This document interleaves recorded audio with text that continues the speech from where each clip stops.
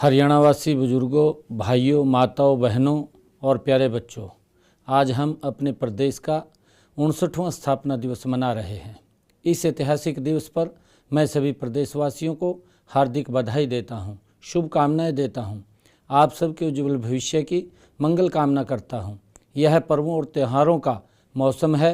दीपावली के बाद गोवर्धन पूजा और भैया दूज के पावन पर्व की मेरी बहनों को हार्दिक बधाई और शुभकामनाएं देता हूं। यह अत्यंत सुखद संयोग है कि आज के इस ऐतिहासिक दिवस से कुछ समय पहले ही हरियाणा की 15वीं विधानसभा के चुनाव में प्रदेश की जनता ने हमें तीसरी बार जनसेवा का दायित्व सौंपकर एक नया इतिहास रचा है।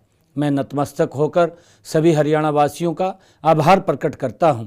इस चुनाव में प्रदेश की जनता ने माननीय प्रधानमंत्री नरेंद्र मोदी जी के कुशल नेतृत्व, राष्ट्र के उत्थान में व जन जन के कल्याण में उनके अभूतपूर्व योगदान और हरियाणा सरकार की 10 वर्षों की उपलब्धियों पर अपने समर्थन की मुहर लगाई है। हम माननीय प्रधानमंत्री जी के विचार, दर्शन और नीतियों पर चलते हुए जनता की आशाओं और आकांक्षाओं पर खरा उतरेंगे तथा चुनाव में किए गए सभी वायदों को प्राथमिकता के आधार पर पूरा करेंगे। हरियाणा दिवस के शुभ अवसर पर मैं विश्वास दिलाता हूं कि हरियाणा नॉन स्टॉप प्रगति के पथ पर और अधिक तेजी से आगे बढ़ेगा। माननीय प्रधानमंत्री ने वर्ष 2047 में आज़ादी की 100वीं वर्षगांठ तक विकसित राष्ट्र बनाने का लक्ष्य रखा है। आज हम हरियाणा को देश का सबसे विकसित प्रांत बनाने का संकल्प व्यक्त करते हैं। भाइयों और बहनों, हरियाणा भले ही भारतीय गणतंत्र के मानचित्र पर 17वें राज्य के रूप में 1 नवंबर 1966 को अस्तित्व में आया, परंतु आदिकाल से ही हरियाणा की देवधरा भारत माता का आभूषण रही है। वैभव, समृद्धि, ज्ञान तथा धन धान्य से भरपूर इस भूमि पर प्राचीन भारतीय सभ्यता फली फूली तथा वैदिक मनीषियों ने नई संस्कृति की रचना की। विश्व प्रसिद्ध महाभारत का युद्ध यहीं कुरुक्षेत्र में लड़ा गया, जहां भगवान श्री कृष्ण ने श्रीमद् भगवत गीता के माध्यम से कर्म योग का अमर संदेश दिया। महाराजा कुरु ने इसी धरा पर स्वर्ण मंडित हल चलाकर कृषि युग का शुभारंभ किया था। सम्राट हर्षवर्धन की वैभवशाली राजधानी स्थानेश्वर भी यहीं पर स्थित थी, जिसे आज थानेसर कहा जाता है। हरियाणा में प्राचीन सिंधु घाटी सभ्यता के केंद्र बनावाली और राखी घड़ी भी स्थित हैं। कर्म योग का पालन करने वाले कर्मठ किसान और वीर जवान इस प्रदेश की शान है। कर्मठ किसानों ने इस प्रदेश को एक मरुस्थल से बदलकर धन धान्य पूर्ण प्रदेश बनाया। प्रदेश के वीर जवान आज़ादी के आंदोलन में और आज़ादी के बाद देश की रक्षा के लिए कुर्बानी देने में सदा आगे रहे। भाइयों और बहनों, जब हम प्रदेश के 58 वर्षों के विकास यात्रा के इतिहास का अवलोकन करते हैं तो हम पाते हैं कि प्रदेश ने विपन्नता से संपन्नता की अनेक मंजिलें तय की हैं। आज हरियाणा की गिनती देश के संपन्न राज्यों में होती है। हरियाणा अब ऑटोमोबाइल, आईटी और अन्य उद्योगों का बड़ा केंद्र है। कनेक्टिविटी के मामले में आज यहाँ चमचमाते राजमार्ग, एक्सप्रेसवे, रेल मार्ग व मेट्रो रेल का जाल बिछा है। मुझे यह कहते हुए हर्ष का अनुभव हो रहा है कि आज खेती से लेकर उद्योग तक और जन कल्याण के हर क्षेत्र में सरकारी योजनाओं व कार्यक्रमों को नई तकनीकों से जोड़कर 21वीं शताब्दी के नए हरियाणा के निर्माण के प्रयास जारी हैं। नई तकनीक का यह उपयोग व्यवस्था के लिए परिवर्तनकारी सिद्ध हो रहा है। इस नई व्यवस्था में पारदर्शिता है, ईमानदारी है और पंक्ति में खड़े अंतिम व्यक्ति तक सब योजनाओं का लाभ पहुंचाने की शक्ति है। तकनीकी क्रांति की यह नई व्यवस्था बेईमानी, भ्रष्टाचार व अनियमितताओं पर कड़ा प्रहार कर रही है। हरियाणा ने विकास के हर क्षेत्र में अन्य राज्यों के लिए अनुकरणीय उदाहरण प्रस्तुत किए हैं। हमारी पढ़ी लिखी पंचायतों की व्यवस्था की माननीय सर्वोच्च न्यायालय ने सराहना की है। हरियाणा के गांवों को लाल डोरा मुक्त करने की योजना को केंद्र सरकार ने स्वामित्व योजना के रूप में पूरे देश में लागू किया है। प्रदेश की ऑनलाइन स्थानांतरण नीति का कई अन्य प्रदेशों ने अनुसरण किया है। इसी प्रकार मेरा परिवार मेरी पहचान योजना को भी अन्य राज्य लागू करने जा रहे हैं। पिछले 10 वर्ष हर वर्ग और हर क्षेत्र के समान विकास के वर्ष रहे हैं। चाहे वह कृषि का क्षेत्र है, औद्योगिक विकास की बात है, युवाओं को बिना पर्ची बिना खर्ची के सरकारी नौकरियां देने व उनका कौशल विकास की पहल है, महिलाओं की सुरक्षा व सशक्तिकरण की बात है, अंत्योदय के दर्शन पर चलते हुए सबसे पहले सबसे गरीब के उत्थान का अभियान है, सभी के लिए मुफ्त स्वास्थ्य सेवाएं देने का काम है, मजबूत व आधुनिक इंफ्रास्ट्रक्चर का निर्माण है। इन सभी क्षेत्रों में हरियाणा ने अभूतपूर्व प्रगति की है। भाइयों बहनों, मेरे लिए यह खुशी की बात है कि मुझे ऐसे हरियाणा का मुख्यमंत्री बनने का अवसर मिला है जिसमें करप्शन, क्राइम और कास्ट बेस्ड राजनीति के लिए कोई जगह नहीं है। गरीब से गरीब व्यक्ति को विकास की मुख्य धारा में आने के अवसर मिले हुए हैं। एक ऐसा हरियाणा जिसमें युवाओं के सपने साकार हो रहे हैं और रोजगार के व्यापक अवसर मिल रहे हैं। मैं इस हरियाणा में खुशहाली के और नए रंग भरने के लिए कृत संकल्प हूँ। हम हरियाणा एक, हरियाणवी एक की नीति को आगे बढ़ाते हुए पूरे हरियाणा को अपना परिवार मानेंगे और सबका कल्याण तथा सब क्षेत्रों का समान विकास हमारी नीतियों के केंद्र में रहेंगे। प्रिय प्रदेशवासियों, पंडित दीनदयाल उपाध्याय जी का अंत्योदय का दर्शन व्यवस्था परिवर्तन और सुशासन के पथ पर एक प्रकाश स्तंभ के रूप में हमेशा हमारा मार्गदर्शन करता रहेगा। हमने अपने पिछले 2 कार्यकालों में इसी दर्शन को साकार करने के लिए समाज के हर वर्ग को आगे बढ़ने के समान अवसर प्रदान किए हैं। इस दिशा में कई अभूतपूर्व कार्य हुए हैं। हैप्पी योजना के तहत प्रदेश के 84 लाख लोगों को प्रति वर्ष 1000 किलोमीटर तक मुफ्त यात्रा सुविधा दी गई। प्रदेश के 46 लाख परिवारों को हर महीने केवल 500 रुपये में गैस सिलेंडर देने का काम किया।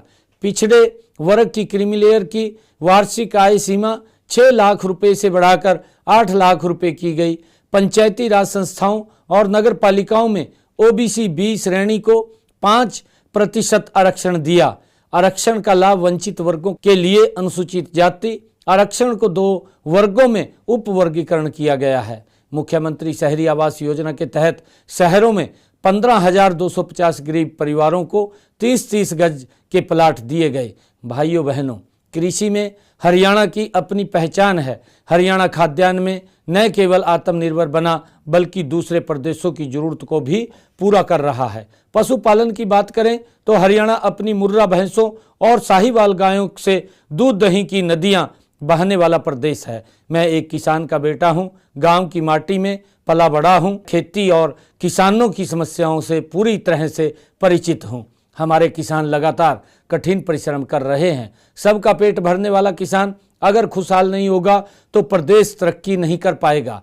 हम किसानों की खुशहाली और कृषि पैदावार बढ़ाने के लिए ठोस कदम उठाएंगे। हमने अपने संकल्प पत्र में सभी 24 फसलों की एमएसपी पर खरीद सहित ऐसे कई कदमों का उल्लेख किया है जो किसानों की खुशहाली में मील के पत्थर साबित होंगे। खरीफ सीजन में कम बारिश के कारण फसल उत्पादन की बड़ी लागत में राहत देने के लिए 2000 रुपये प्रति एकड़ बोनस देकर एक ऐतिहासिक शुरुआत की है। हमने अंग्रेजों के जमाने से चले आ रहे आबियाने को जड़ से खत्म किया है।